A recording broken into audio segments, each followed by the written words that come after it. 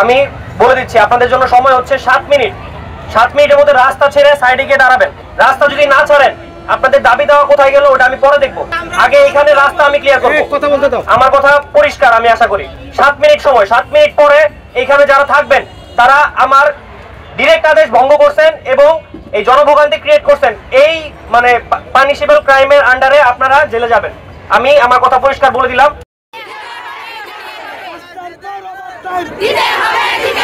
আমাদের basic bonus দেয় না, ওভার টাইম দেয় না, আবার হাজিরা বোনাস তো দেয় 400 টাকা। 400 টাকা কোনো হাজিরা বোনাস নাই। ছুটির টাকা দেয় না বছরে। বেসিক আমার কাছে সিগনেচার করা ঠিকই নেই, ছুটিটা কিন্তু আমাকে বছরে টাকা দেয় না। আমাদের দাবি মানে না কোম্পানি, কোনো দাবি আমাদের কোনো দাবি মানে না। আমরা ঈদ বোনাস পাই না, মালের রেট পাই না, বাৎসরিক ছুটি পাই না, এবার ওভার টাইম পাই না, নাইট বিল পাই না।